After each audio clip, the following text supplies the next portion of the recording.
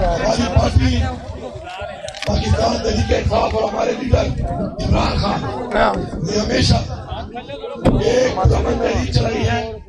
ہم ایک پرامن پارٹی ہیں، ہم پاکستان کی واحد پارٹی ہیں جنہوں نے ہمیشہ ہماری نوجوان نسل اور ہماری آنے والی نسل کے لیے اس ملک کے اندر قانون کی بالادستی، اپنے آئین کا تحفظ، اپنی حقیقی آزادی، اپنی خودداری اور حقیقی جمہوریت کی بات کی ہے. انفارچونیٹلی پچھلے 2.5 سال سے ہماری پارٹی کے ساتھ ایک فسادیت، ایک جبر، ایک ظلم، جس کے اندر ہماری چادر اور چار دیواری کی عزت کو پامال کیا گیا، ہمارے پہ جیلی پرچے کاٹے گئے، ہمارا مینڈیٹ چوری کیا گیا، ہمارا لیڈر آج جیل میں ہے، ہماری لیڈر کی بیوی اس کو ناجائز جیل میں ڈالا گیا، ہماری پارٹی کے لیڈران، ہمارے ورکران، ایون ہمارے ووٹرز تک کو تشدد کا نشانہ بنایا گیا. اور یہ ایسا ایک ظالمانہ ایک رواج اور ایک روایت ڈالی گئی جو کہ پاکستان نہیں، دنیا کی سیاسی تاریخ میں اس کی مثال نہیں ملتی. پھر بھی ہم پرامن ہو کر اپنے حق کی بات کر رہے ہیں، اپنے جائز حقوق کی بات کر رہے ہیں. اور ہمیں نہ تو جب بھی ہم جلسہ کرنے کی بات کرتے ہیں ہمیں جلسے کی اجازت نہیں ملتی، جب بھی ہم پرامن پروٹیسٹ کی بات کرتے ہیں ہمیں اجازت نہیں ملتی، اور جب ہم عدالتوں میں انصاف کے لیے جاتے ہیں تو نہ ہمیں عدالتوں سے انصاف مل رہا ہے، اور نہ ہی اسمبلی کا وہ فلور، اس کا جو پارلیمان کا تقدس ہے، نہ ہی اس کا اس ملک پہ کوئی احترام رہ گیا ہے. اب ہمارے پاس کیا چوائس ہے؟ ہمارے پاس ایک ہی چوائس ہے کہ جلسے کی اجازت نہ ملے تو ہم جا کے کوئی پروٹیسٹ کر کے اپنا ایک بیانیہ دیں. اب بھائی یہ نہیں بیٹھیں گے، بھائی نہیں بیٹھیں گے، چھوڑ دو اس بات کو، اب نہیں بیٹھ رہے، وہ چھوڑ دو نا یار، آواز آ رہی ہے نا، نہیں بیٹھ رہے، تم کہہ رہے ہو بیٹھ جاؤ بیٹھ جاؤ، نہیں بیٹھ رہے. اب بات یہ ہے کہ ہم لوگوں نے اس سے پہلے جب جلسے کا اعلان کیا اسلام آباد میں ہمارے پہ فسادیت کی گئی، پھر ہم نے پرامن جو ایک کال دی، میں یہ ریپیٹ کر رہا ہوں، پرامن بارہا میں نے اپنی بات میں کہا، عمران خان نے کہا کہ ہم ڈی چوک جائیں گے، پرامن طریقے سے جائیں گے، اور پرامن طریقے سے ڈی چوک سے آگے ہم نے نہیں جانا. وہ ایریا جہاں پر اجازت نہیں ہے، جہاں پہ خان صاحب کا اشتہار ہے، یہ کال خان صاحب نے دی، اور خان صاحب نے اس اشتہار سے دی کہ یہ دھرنا جاری رہے گا، اس وقت تک جاری رہے گا جب تک میں کال آف نہیں کروں گا. تو پہلی بات تو یہ ہے پورے پاکستان کی عوام کو کہ دھرنا جاری ہے. اپنی ان ڈیمانڈوں کے ساتھ زندہ باد، زندہ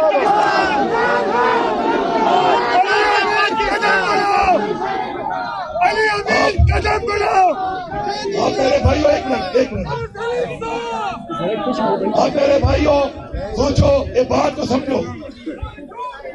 سمجھو کہ یہ دھرنا عمران خان کے اشتہار میں ہے، اور یہ دھرنا جاری ہے، اور ضروری نہیں ہے پاکستان کی ساری عوام سن لے، ضروری نہیں ہے کہ ہر وقت دھرنے کے اندر عوام ہو.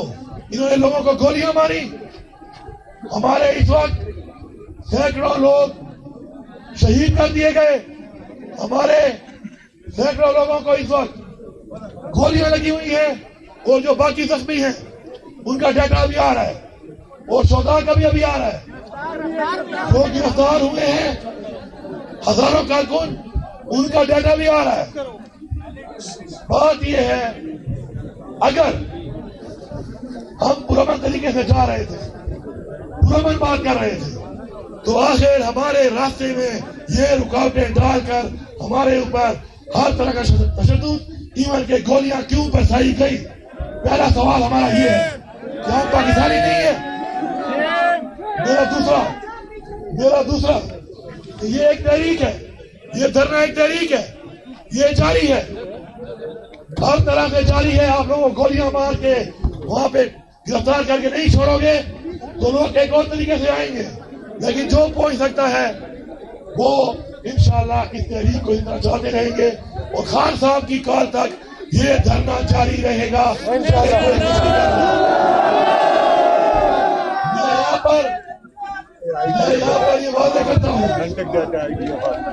میں یہاں پر یہ واضح کرتا ہوں کہ میں سلام پیش کرتا ہوں. میں خود بھی ایک ورکر ہوں. میں نے زندگی میں اگر کوئی نعرہ مارا ہے تو بڑا کم مارا ہوگا. پچھلے کئی دنوں سے میں ایک نعرہ مار رہا ہوں اور وہ نعرہ کیا ہے؟ پی ٹی آئی ورکر زندہ باد. آپ نے ثابت کیا ہے.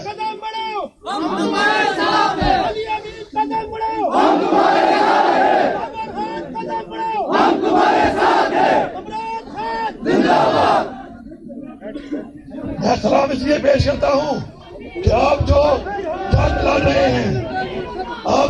لڑ رہے ہیں یہ جنگ ہماری نسلوں کی جنگ ہے. اگر آج عمران خان جیل میں ہے تو وہ ہماری نسلوں ہمارے لیے ہے. آپ وہ عظیم لوگ ہیں جو اپنی خودداری کے لیے، حقیقی آزادی کے لیے قربانی دے رہے ہیں اور انشاءاللہ ہم قربانیاں دیتے رہیں گے.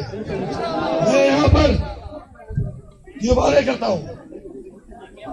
کرتا ہوں کہ اگر ہمارے پہ تشدد نہ ہوتا، ہمارے لوگوں پہ تشدد اگر نہ ہوتا تو ہمارے لوگ بھی آگے سے جواب نہ دیتے. ثبوت کے ساتھ ہم نے سینکڑوں، 55 تو میں نے خود اپنے ہاتھ سے اور کئی ہمارے ورکر سے میں سلام پیش کرتا ہوں اس ورکر کو کہ جب کوئی پولیس والا، فورسز والا ہاتھ آیا تو ان کو بچایا اور بچا کے چھوڑا اور گھر جانے دیا، کیونکہ ہمیں احساس ہے کہ اگر کوئی غلط کام کروا رہا ہے ان سے تو اپنی ڈیوٹی کے لیے اگر وہ کر رہے ہیں تو وہ بھی ہمارے بھائی ہیں. یہاں پہ کھڑے ہوئے اور پاکستان میں رہنے والے ہر بندے کے گھر میں فوج کا بھی کوئی بندہ ہے، افسر ہے یا جوان ہے، پولیس کا بھی ہے، سرکاری بھی ہے، ایس سی بھی ہے. ایسا ہی ہے نا؟ یہ ہمارے بھائی ہیں، ان سے جو غلط کام کروا رہے ہیں ان پہ ہمارا سوال انشاء ضرور ہے کہ غلط کام کیوں کرایا جا رہا ہے ان سے. میں یہاں پہ واضح کرتا ہوں ہم پرامن تھے. ہمیں اگر یہ کل ویڈیو دکھائیں گے، میں ریپیٹ کر رہا ہوں، سب لوگ سن لو، پورے پاکستانیوں، آج تک ہم یہ کہہ رہے ہیں، میں صوبے کا وزیر اعلیٰ ہوں، 9 مہینے سے کہہ رہا ہوں کہ میرے اوپر 7 ضلعوں میں 9 مئی کا پرچہ ہے. کوئی میری فوٹو، کوئی ویڈیو دکھا دو. نہیں ہے. 1 گھنٹے ٹائم میں، اور یہ پرچہ نہیں ہے کہ میں نے کہا تھا، پرچہ یہ ہے کہ میں خود موجود تھا. اب آپ بتاؤ 1 گھنٹے میں 8 ضلعوں میں کیسے ہو سکتا ہوں؟ میں نے تو بتایا کہ میں اس طرح گھوم کے آیا، گاڑی میں ضلعوں سے ہوتا ہوا گیا. اس میں تو یہ میڈیا والے اور یہ کچھ ان کے جو ٹاٹا کرنے والے رکھے ہوئے ہیں، انہوں نے یا رکھی ہوئی ہے. آ جاؤ سوشل میڈیا، آ جاؤ سارے، سوشل میڈیا، آ جاؤ سارے. میں آپ کو دکھاتا ہوں اسلام آباد سے نکل کے اس راستے پہ جاؤ تو ہزاروں شنگرا والے سے اپنے صوبے میں تو پشاور کون سا ضلع ہے. لیکن ان اب وزیر اعلیٰ ہو کر مفرور کر دیتے ہیں، گرفتاری کے لیے کاروائیاں کرنا شروع کر دیتے ہیں. تو جب ایک وزیر اعلیٰ اس ملک پہ انصاف نہ لے سکے تو پاکستانیوں سوچو تمہارا کیا حال ہے، تمہاری کیا اوقات رہتی ہے اس ملک میں. ان فرعونوں کی وجہ سے جو فرعون بنے ہوئے ہیں وقت کے، ہم نے ان کا مقابلہ کرنا ہے. میں سلام پیش